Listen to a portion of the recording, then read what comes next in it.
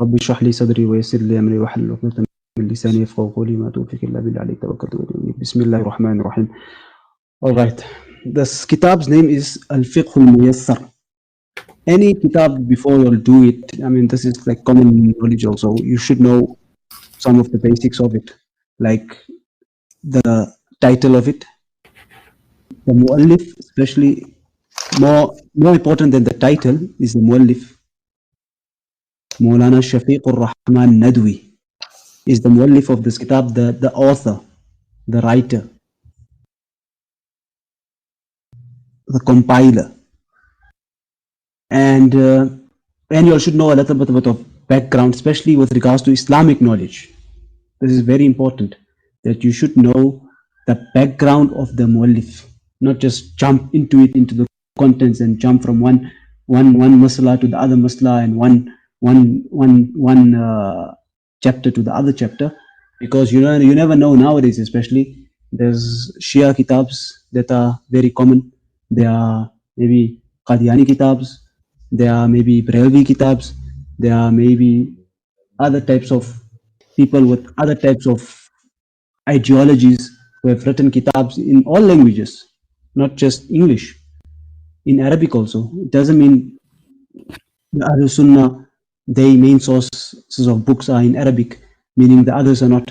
In fact, one of my colleagues was telling me that the Shias are very well versed in Arabic. So we should be wary. This is a lesson for me also, that we should be wary where we're getting our knowledge from. So I've read about this muallif, Shafiq al-Rahman Nadwi. He is actually, I think, a colleague of the famous Abu Hassan Ali Nadwi, the author of Qasas al-Nabiyyin. And Hazrat Sheikh Abu Hassan Ali Nadwi, the famous giant in Arabic and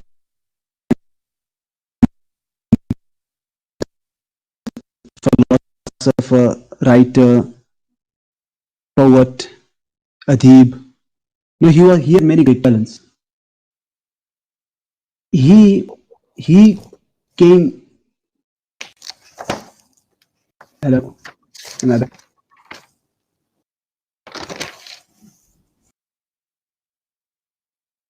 Hello? Can you hear me? Can you hear now, Ustad? We broke up for a second, but we can hear you again. Okay, alhamdulillah. So he saw a need. I'm right to, we can speak one whole lesson about Sheikh Abu Hassan Ali Nadwi. He saw the need. What happened was, in the olden times, in his time, what used to happen is that the students of Deen, students of Dars Nizami, of this curriculum, would what they would do, screen share has ended. What they would do is they would first study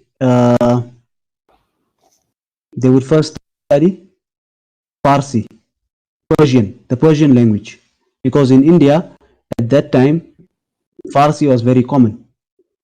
So they would first study Farsi, and they would study in-depth Farsi, like people maybe doing like masters in English. That's how they would study Farsi. And we find even up to this day, the older ustads, there are few that know Farsi properly, few, very few. And he saw that the students would dedicate maybe 2-3 years just in Farsi. Then after that, another 2-3 years in Mantiq. Thereafter, they would come into Fiqh. So what he saw was that, at that time, the student, he's no more fresh. I mean, his mind is no more fresh. He's with all these philosophies and in-depth of study of Farsi. And now the student is not really interested. And we see that also. So he said that, there should be a book where in the beginning level, it introduces the student into fiqh, the science of fiqh. So he saw that need, and then he said he got to work and he started compiling. But because he was such a busy person, and he had other kitabs to write, and he wrote many kitabs in Arabic and in Urdu language also, in many different subjects, not only in the adab and the literature of Arabic. He was known for a lot of literature in Arabic, but he wrote many other books in philosophy also. I mean, he was a real erudite and thinker, you know. So he gave this task to his colleague Munashafiqur Rahman Nadwi, who compiled it for him, and he appreciated it and he liked it. And the way he wrote it was simple, using simple Arabic. At first, I was thinking, you know what, we can do an English one, because that's what Madaris do, that's what Darulums do, is that first they get you accustomed to the knowledge, the content of fiqh, rather than doing it in a foreign language. So in our case, we did it when we were studying in Urdu. So it was easier for us to understand. Some Madaris do it in English. That is easy for them to understand. But then I thought, you know, and I made some research. Some nowadays people are just jumping into bigger kitabs in Arabic. But so I said, you know what, in the starting, it is going to be difficult to grasp many things on your own. So I'll be there. But then I think we'll jump into the Arabic fiqh. But he wrote it in a very simple way, using simple language, obviously for beginners. So, and his style of writing was also good. I mean, because he's written as a foreign, is the second language. So his style of writing would be much easier for those people who have Arabic as their second language. In each chapter, he tries to bring a ayat of the Quran, a verse of the Quran, followed by a hadith to show its relevance to the chapter. And thereafter, he starts off with the end of that chapter. So, Bismillahir Rahmanir Rahim, Kitab al-Tahara, the book on cleanliness. قال الله تعالى أعوذ بالله من الشيطان الرجيم إن الله يحب التوابين ويحب المتطهرين. Verily Allah loves those who turn to him in repentance. ويحب المتطهرين, and he loves those who love to exert themselves in cleanliness. There's a whole backstory to this ayat alone. I'll give you the short of it, where the Sahaba radiallahu anhum before used to make istinja, they used to just use a heap of sand, stones, etc. And when they went to Medina, some of the Sahaba started using water. This was brought to Nabi Sallallahu Alaihi Wasallam, and I'm just giving you the khulasa, the summary. And this ayat was revealed that Allah loves this action, you know. And Tahara is inherent to Muslims. If you look at it, Muslims are the cleanest people on this earth, because we take cleanliness so seriously. I mean, our salah would not be accepted if we weren't clean, if our clothes weren't clean, if the place we perform in it was not clean, if we weren't in a state of wudu. Rasulullah sallallahu alaihi wasallam, at-tahuru shatrul iman, cleanliness is a part or half of iman. Depends how you're going to translate shatr. الطهارة هي أساس العبادات فلا تصح الصلاة إلا بالطهارة. Tahara is the pillar of ibadat, worship.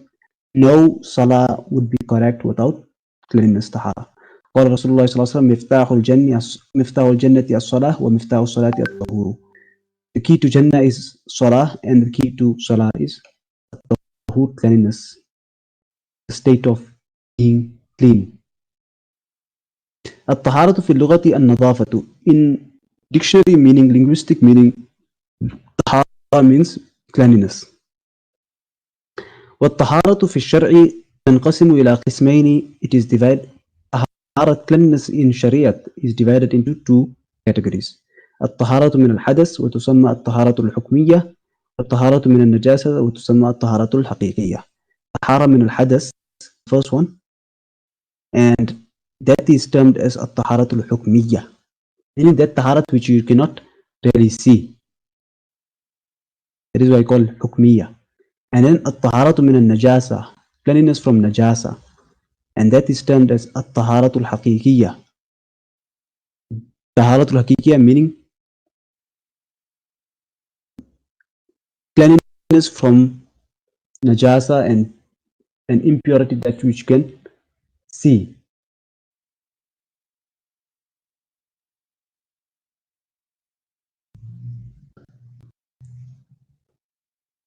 أما الطهارة من الحدث فتحصل بالوضوء. Now طهارة من الحدث,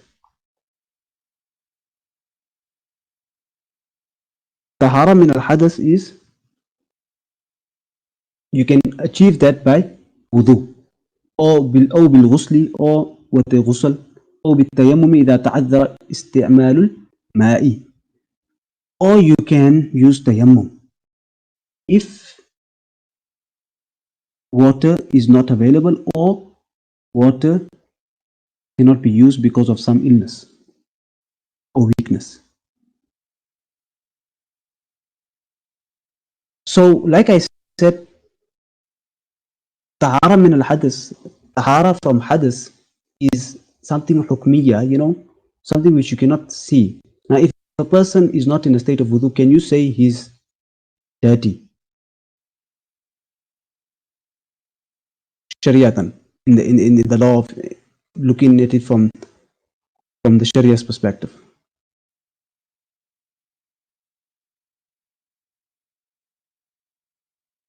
Hello? No. No, you cannot, obviously. If a person doesn't have wudu, you cannot say this person is impure or dirty. But if a person does some form of impurity on his clothes, then we can say this person has impurity on his clothes. So that is why وَأَمَّا طَهَارَةٌ مِنَ النَّجَاسَةِ فَتَحْصُلُ بِإِزَالَةِ النَّجَاسَةِ بِوَسَائِلِ الطَّهَارَةِ. And cleanliness from najasa can be attained by removing that najasa through the means of tahara. من الماء الخالص, from pure water, أو التراب الطاهر, or pure sand, أو الحجر, or stones, أو الدبغ, or through drying it. There's a special process by drying it, like how you dry animal skin. That also can be used to gain tahara and cleanliness through that process. For example, I'll give you an example. Skin. In the olden times, what they used to do is throw salt on skin and then let it dry. And that is how, after a while, it will be considered pure or clean. المياه التي تحصل بها الطهارة. Now we're going to the water with which you can gain this tahara, this cleanliness, this purity, the state of purity. تحصل الطهارة بالماء المطلق. You gain the state of purity with ماء مطلق. والماء المطلق, what is ماء المطلق? هو الماء الذي بقي على أوصاف خلقته ولم تخالطه نجاسة ولم يغلب عليه شيء. What is ماء المطلق? This is also important, you know. You should take note of this. It is that water that remains on with its quality, with its natural qualities, and no type of impurity has entered that water or mixed with that water, and no anything else and nothing else is more than that water. So meaning, you've got a bottle of water, you got it from, say, the dam, and nothing, you never put any type of a juice in it, no type of impurity, najasat has fallen into it, like for example bird droppings, and it didn't change its color, taste, or smell. That is ma'ul mutlaq.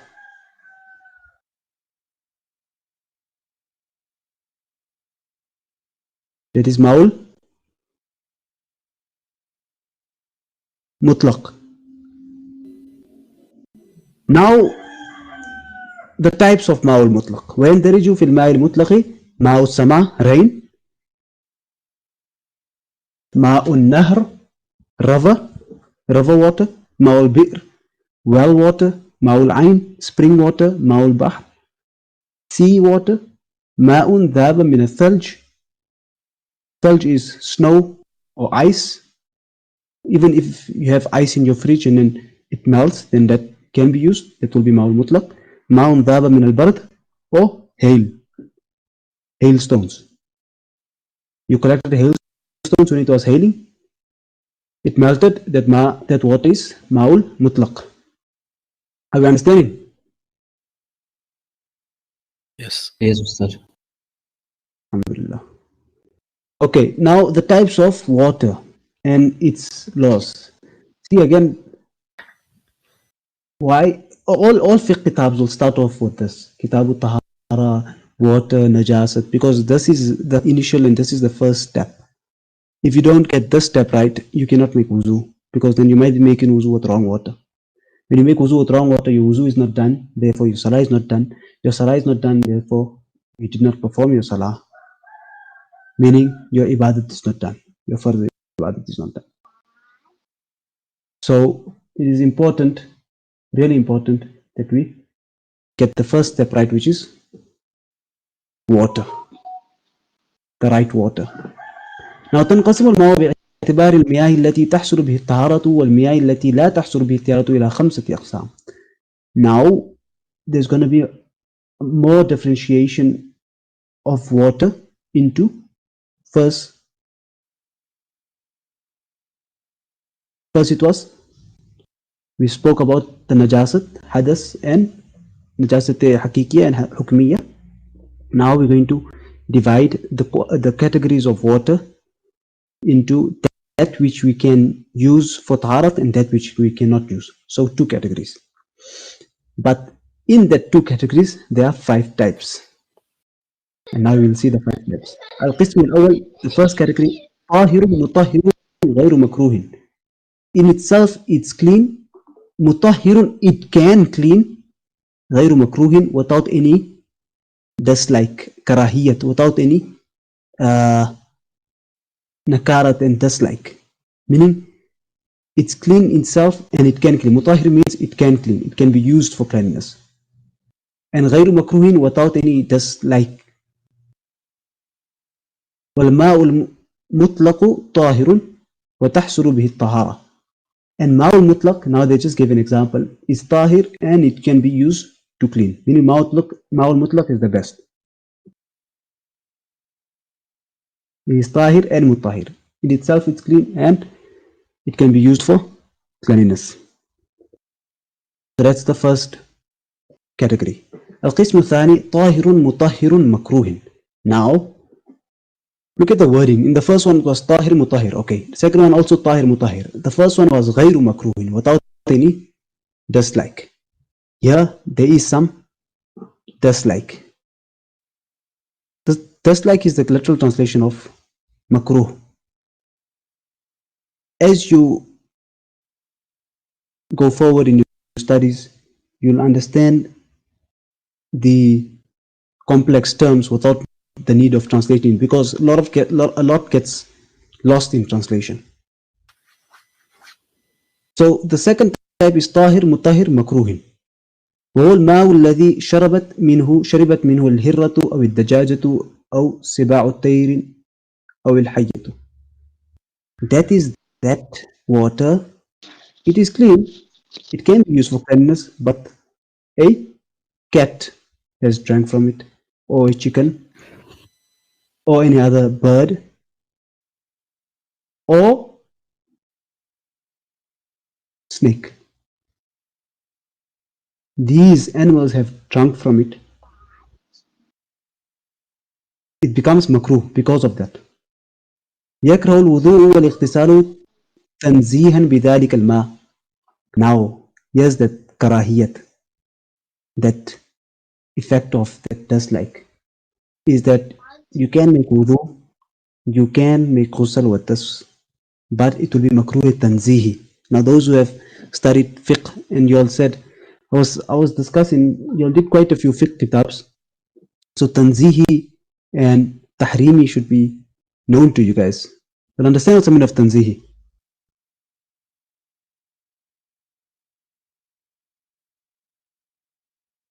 Anyone?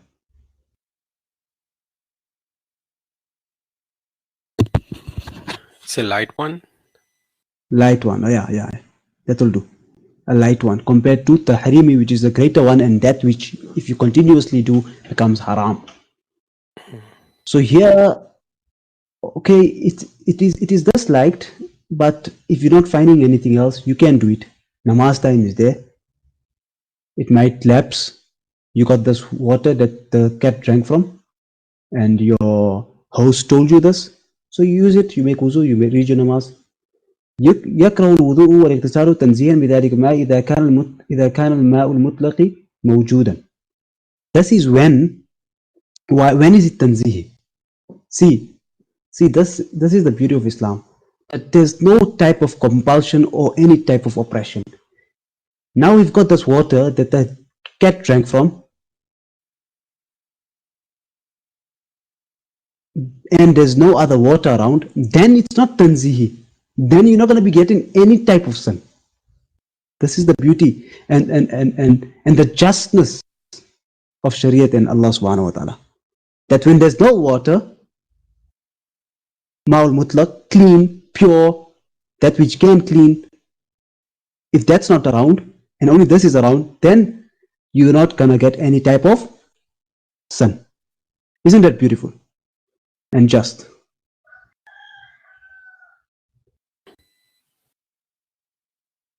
For example, you stranded in the desert. There's no food. You've run out of your supplies. No food, no water. But there is what? Carrion or pork. Are you allowed to eat that?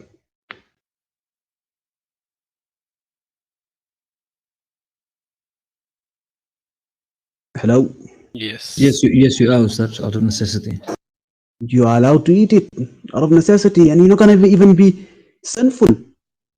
This is to show one of the usuls and laws of usulul fiqh is that ad-din yusrun, the deen is easy. Obviously, you can make amal on azimat, but that azimat has to be, okay, I'm just going to go offshoot then, rather not go into that bahas and that topic, because that can get even longer. So there is no dislike in using that water if there's no ma'ul mutlaq. Only if there's ma'ul mutlaq, now there's clean water and you're going to use this one. You know there's clean water and you're using this one. Even though there's clean water, then only it will be tanzih. We're going to the third topic, third category. طاهر ولكن وقع الشك في كونه مطهرا. This is طاهر, but there is shak and doubt if it can be used to clean. Right? وهو الماء الذي شرب منه الحمار أو البغل.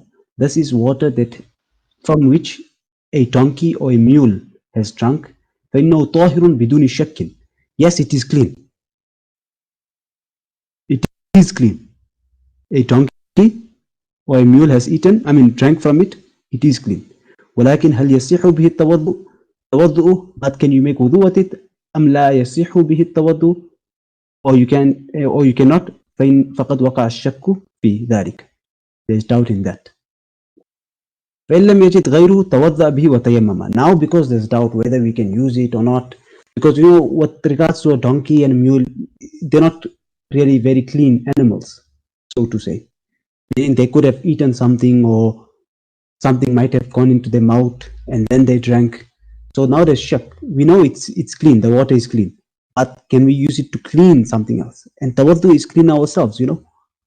Now if you do not find anything else, you can use that wudu and you make tayammum. ولو الخيار إن شاء قدم الوضوء على التيمم وإن شاء قدم التيمم على الوضوء. Now he has the option of making wudu first, then tayammum, or tayammum, then wudu. He has that ikhtiyar, he has that choice. القسم الرابع, the fourth type is طاهر غير مطهر. This is طاهر and it is not mutahhir. That's not like the top one where there's shak in it being mutahhir.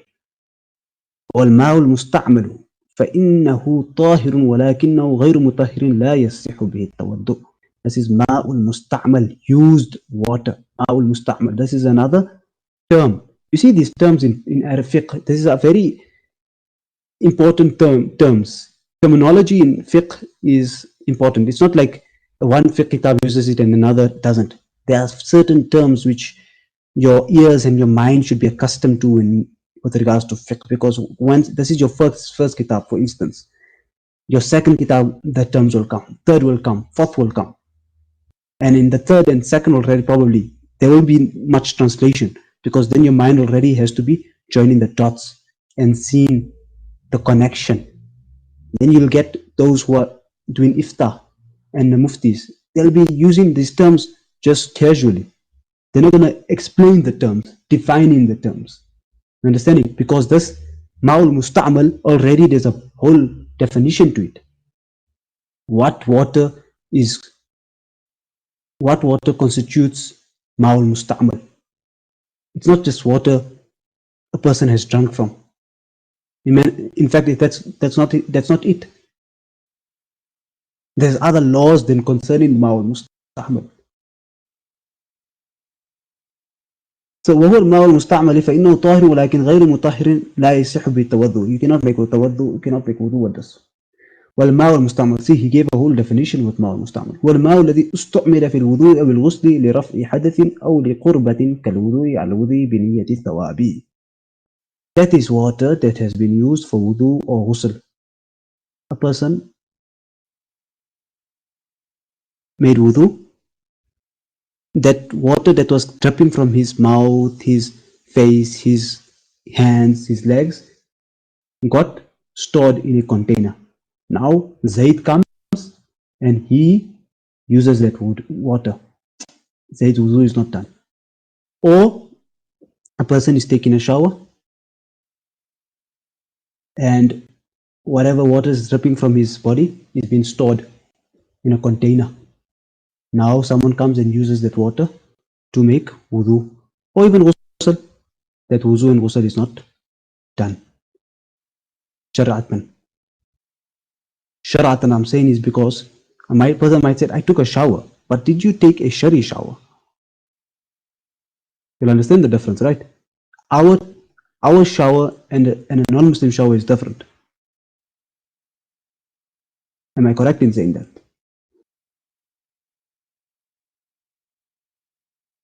Hello? Yes.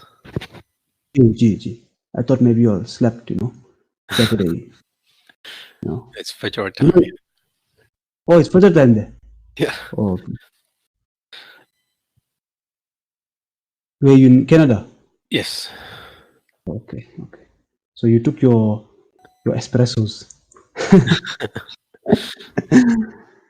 All right.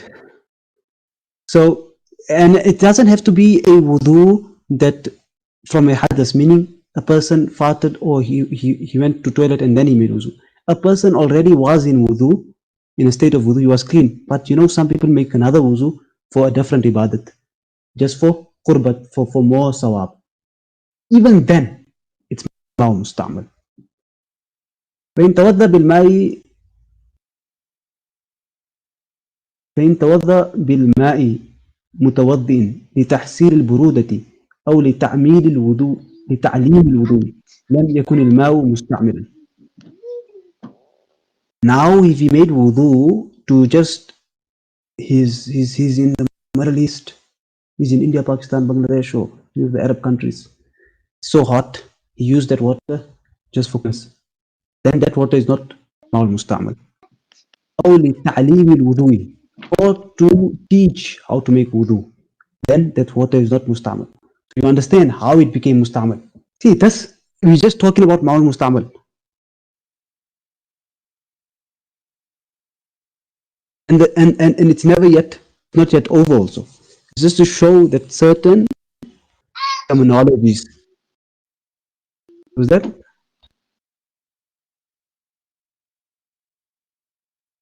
Is that a question? as maybe someone's background. So certain terminologies in fiqh constitutes great meaning, and a lot has to be said about them. So I'm just saying you should be wary, highlight or make notes on these things. So you see, there'll be tests around this. So whatever I'm saying, I think you should be making notes. I would assume you're making notes. If a person made wudu for coolness sake, or to show his new revert friend how to make wudu, that water does not become musta'mal. But he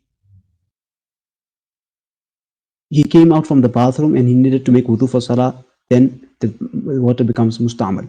وإن توضأ بالماء محدث لتحصيل البرودة أو لتعليم الوضوء صار الماء مستعملا. Now, if a person who did not have wudu,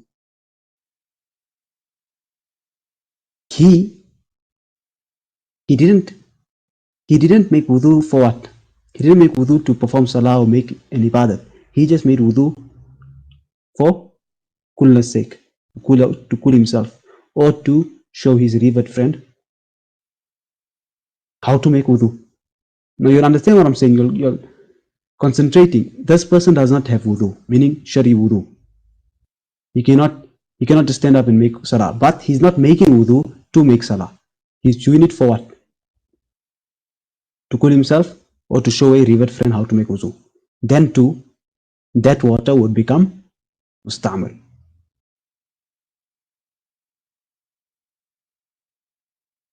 Questions? Because I'm thinking this point is a bit difficult. Not that difficult if you... Yes. The water will not be musta'mal, right? Or will be? It will be musta'mal. You see, that's the catch. And that is fiqh. That is what fiqh is about. No matter what language fiqh is in, fiqh is a whole different science, you know. That's why Imam Azam Abu Hanifa rahmatullah alayhi dedicated his life for fiqh. Because this is where, you know, dedication is needed. So musta'mal means like use up water. Yeah, that's what I'm saying. That's just in English. Now in used up, I'll have to give you can write an essay in what constitutes used up. Now we spoke about the first line. Used up can be when a person makes wuzu to remove, meaning to come into the state of wuzu for salah, then it becomes used up, or he's already in the state of wudu, he's just making another wudu for another salah or just to read Quran, that becomes musta'mal. Or I'm just telling you till now where it becomes musta'mal. This person doesn't have wuzu, but he's not making wuzu to make salah. Rather, he's making wuzu to cool himself or show his revert and how to make wuzu. Then too it will become musta'mal. Till now, when it will not become musta'mal is a person already has wuzu, he's just making wudu to cool himself or to show a revert friend how to make wuzu. Now all this is just what's discussed in how many lines? 1, 2, 3, 4, 5, 6 lines. So if he already has wudu, then he's doing another wudu for other purposes, then it's not musta'mal. What purposes? What purposes are we saying? Yeah. What purposes? To show You see, a friend, like for cooling himself or to show someone, then while already having wudu. Yeah, already having wudu. That's the only exception. So if you know the exception, then what isn't the exception, what isn't excluded, will obviously fall in the musta'mal. That's an easy way of learning it.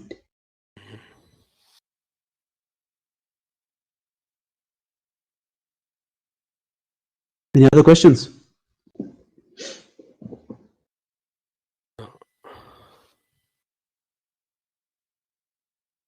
All right. MashaAllah, good. It's good to ask questions. ويصير الماء مستعملا إذا استعمل وانفصل عن جسد المتوضي أو المغتسل. Now when exactly does the water become musta'mal? When it is used and it separates from the body of the person making wuzu or ghusl. Exactly that time. Now, if it's in my hand, it's not yet musta'mal. When it drops from my hand, it becomes musta'mal. Understand? Yes. Okay. So far, any other questions? This is the fourth type, right?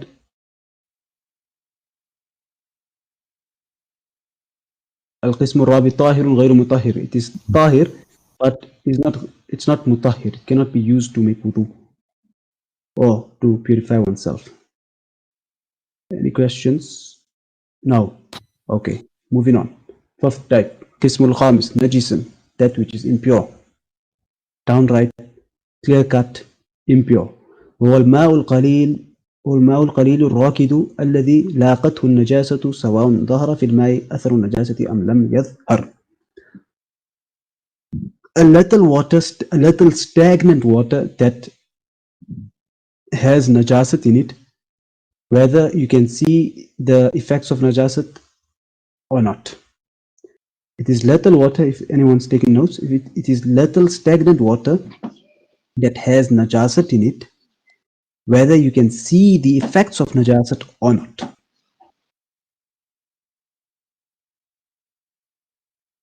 وإذا ظهر في الماء أثر النجاسة صار نجسا سواء كان الماء قليلا أو كان كثيرا وسواء كان الماء راكدا أو جاريا. Now, when you can see the effects of najasat, now that water becomes najis, whether it is little or lot, whether it is stagnant or flowing. Another point to consider, when in a pool, big pool, very big pool, there is some najasat and you can see the effects of najasat. Now that big pool, all of it is najis. Or if it's a small pool and you can see the najasat, all of it is najis. If it's flowing, water is flowing by the spring, but all that spring water, it's najasat. You can see the effects of it. That flowing water would be, if it's stagnant water, it will be najis if you can see the najasat. That's what this line is about. إذا كان الماء في حوض كبير لا يتحرك أحد طرفيه بتحريك الطرف الآخر فهو الماء الكثير. Now goes on to explain what is considered الماء الكثير. Now this is another debate. I mean, this is another topic and another explanation on its own. الماء الكثير. This is another point you should be taking a note. Could be asked. Now that brother said okay, let's not go, rather let's finish this. You got a house, you got a pool,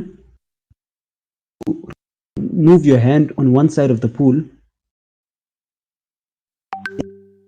other side, meaning there's no waves there.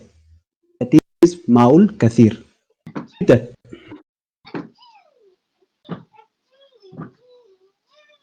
Hello? Your voice Hello? is I said, should I repeat what is Ma'ul Kathir? yes, please. And I think you stop sharing also. Okay, this must be the connection problems. There you go. Okay, is it on now? Yes. Is it working? Yes. All right. So now, what is Ma'ul Kathir? Ma'ul Kathir is when you shake your hand on one side of the pool and the effects of that cannot be seen on the other side of the pool. That is Ma'ul Kathir.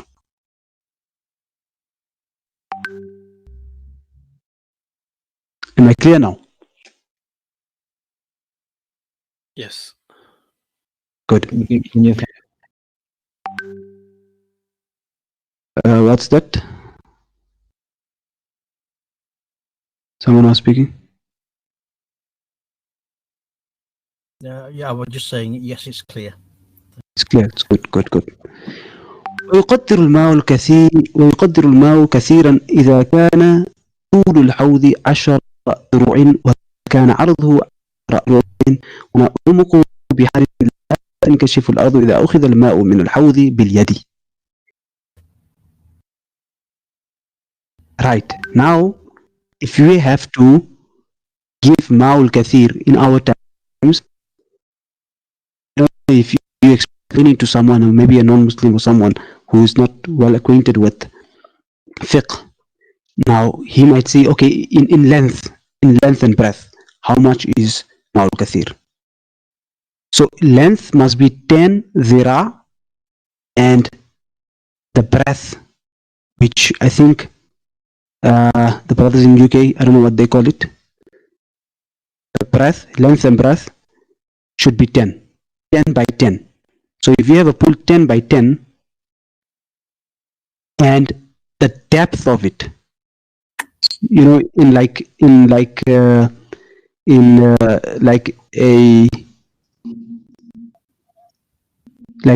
rectangular box, you get the length, breadth, and then you get the height. So the height of it or the depth of it should be such that if you take a little bit of water in your hand or in a bowl or in a pot, then the ground does not open up and you cannot see the ground, then that is considered ma'ul kathir. Am I clear on that? Yes, Ustad. Okay, I'll repeat that. When you're going to give measurements to ma'ul kathir in today's time, and I'll find out what's the correct measurement. It's quite easy. Then it would be 10 by 10. So you've got a pool, the area which, it doesn't have to be 10 by 10. Now you've got a pool maybe, say 1 by, 10 by 10 is 100, right? So you got a pool by 20 times 20 by 5. That will also be same thing. You getting what I'm saying? Yes. Yeah. Or 50 by 2. Just as an example. So that would also be ma'ul kathir. It will also be a big pool. That would also be considered ma'ul kathir in the terminology of fiqh. And the depth of it, you know, you say the ocean's depth. The depth of this pool should be that such that if you take water out from it, you cannot see the ground. That would be considered ma'ul kathir. Can you please repeat the point about can't see the ground? You mean the bottom of the pool? Yeah, the bottom of the pool. The bottom of the pool. The bottom of the lake.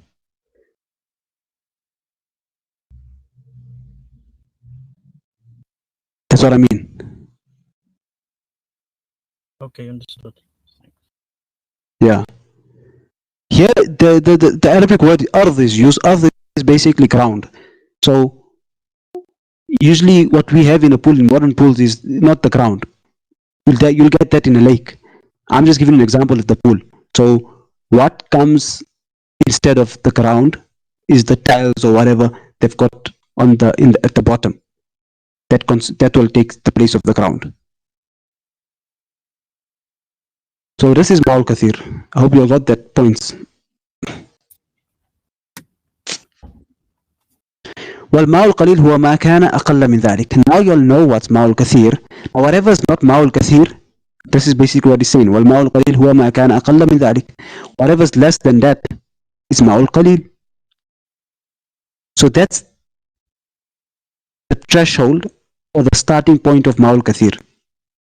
It is 10 by 10, and if you take water, you cannot see the ground. Or if you shake one side and you cannot see the effect on it of it the other side, that will be ma'ul kathir. Now whatever is not that, whatever is less than that, not more than that. More than that, obviously it will be ma'ul kathir. Whatever is less than that is considered ma'ul qalil. Is that clear? Yes. Ji. All right. It's past now, so inshallah we'll stop here. When we're gonna start again, I will test you on this, not a formal written test, but just to see if you revised it. Sure. People understanding, because then what's the point of going forward if we forget the back, because it's just going to be a build up.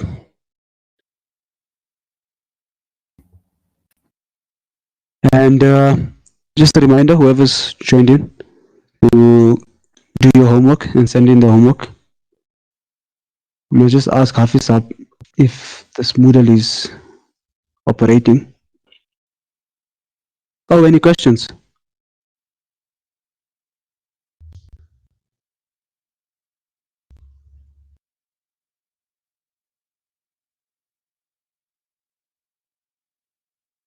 No. No, we could start. Alhamdulillah. So inshallah we'll continue from there. And just the homework again. The next Lisan Quran lesson, we will look at the homework and move forward. Alright, inshallah. That was a good lesson. Jazakallahu khairan. Jazakallah khair. Jazakallah. Wa alaikum assalam. Yes. Alaikum assalam.